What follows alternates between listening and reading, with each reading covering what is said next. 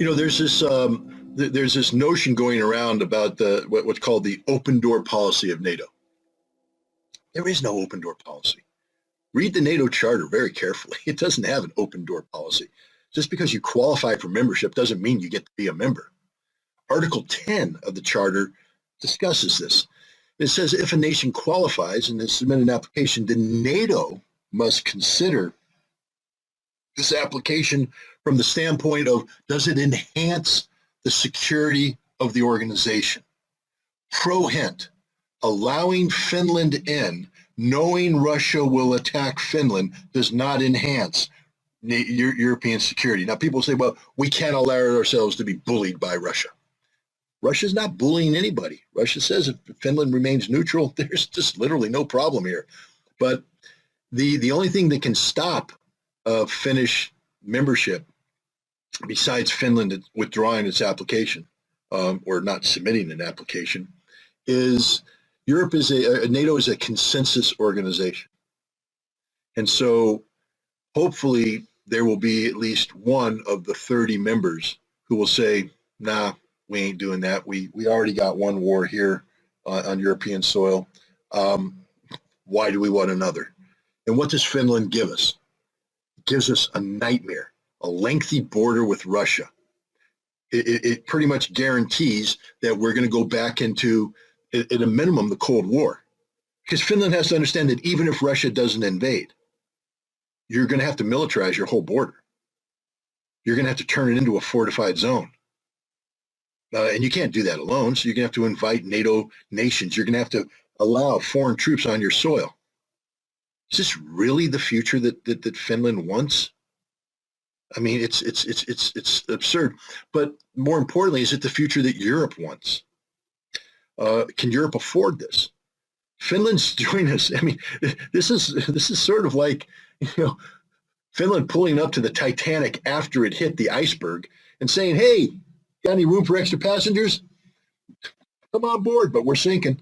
NATO's going down. It's part of a Europe that can't function, cohesively anymore. People speak of NATO unity. There is no NATO unity. Poland and Hungary are almost at war with one another. Turkey doesn't want to be a part of NATO anymore. Turkey blames NATO for the conflict in Ukraine. When we get into energy policies, Slovakia and Hungary have said we're not going to participate in European sanctioning of Russian energy. Germany will die as an economy if they do this. So, is this really what Finland wants to join? Because it's not working, man. Europe's not working. And any smart European country will say the only chance we have of pulling out of this thing is to create less friction with Russia instead of more friction. So I'm hopeful that at least one nation, and hopefully more, will speak up and say, no, sorry, Finland, Europe's better off with you being neutral. I mean, Finland has to think about what it's doing. Does anybody have a thinking cap in Finland? I mean, this is the question. I don't ask this facetiously. They have a great fighter in the FA-18. And if they want to get, a better fighter, they can go out and get it. But why the F-35A? Why the F-35? It sucks as a fighter. Please, Finland, do your research. It breaks all the time. It doesn't work. It's been oversold. Thank you for supporting the American military-industrial complex. We enjoy the billions of dollars you'll be sending us, but we're giving you a piece of garbage airplane that you'll be lucky to get 60% operational rates in peacetime, and in combat, it breaks instantly. Plus, they can shoot it down because it's not as stealthy as everybody thinks it is. But what's more important about that aircraft is that it is nuclear capable. That means that it's designed to be able to deliver nuclear weapons. And NATO just did a posture review where it talks about taking US B-61 nuclear bombs, which are currently stationed in Europe, and making them available to non-nuclear nations. And they're expanding this now to any nation that has the F-35A. Poland, for instance, will now become a nation that is capable of delivering American-made B-61 nuclear bombs. Wow. And Finland, when you bring in your F-35A, trust me, the first thing that NATO is going to say is you need to start cross-training your pilots to deliver nuclear weapons. Is this really the direction Finland wants to go? Because you have to understand, Finland, when you join NATO, you give up a whole bunch of sovereignty because now you're part of an alliance that's going to start dictating things to you, saying you have to do this. If you want our support, you have to do this. Right now, Russia has declared the Baltics to be a nuclear-free zone. They've respected this. Finland joins NATO and survives because, look, it's not a guarantee Russia's going to go to war against Finland. Russia's got a lot of problems of its own right now. Economic sanctions are hurting its economy. It's bitten off a lot in Ukraine. It's got to digest that first before it swallows Finland. So maybe they'll just seek to militarize for the moment. But part of that militarization will be the deployment of tactical nuclear weapons throughout the area, and every Finnish city will now be targeted with a nuclear weapon or 2 or 3 or 4 or a dozen.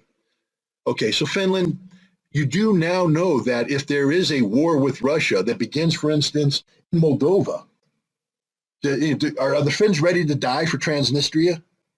I mean, it's just a question I want to ask the average Finn. I'd love to walk in Helsinki. You ready to die for Transnistria? Because you're going to. You're going to die because when that goes to war and then the Romanians attack and then the Russians counterattack, the Americans send in a brigade, it gets annihilated. So the Americans use a tactical nuke. Boom, boom, boom, boom, boom. It's all over. Helsinki disappears in a cloud of radioactive dust. That quick. 200,000 degrees suntan. I know you guys like your sun, but you're going to get a big tan. You're going to burn to death. You're going to fry because the Russians are going to nuke you automatically. Automatically, it doesn't matter anymore that, you're Finland and you're not that, you had nothing to do with Moldova. You're part of NATO. Therefore, you're now part of the target package, man. And when the Russians start pushing the buttons, target package is all inclusive. It doesn't prejudice against anybody. So every Finn will die. Every Finn will die. That's your future. There's no other future. It doesn't get better than this. It only gets worse. Joining NATO is a suicide pill. Either short term with a mercifully bloody Russian invasion, but at least Helsinki still survives. Finns still live. Or long term with thermonuclear holocaust that kills everybody. That's Finland's future. Literally, that's your future. There is no other outcome. NATO is not going to prevail. NATO is collapsing. And the best that Finland can hope for is to remain neutral, stay above the fray, survive.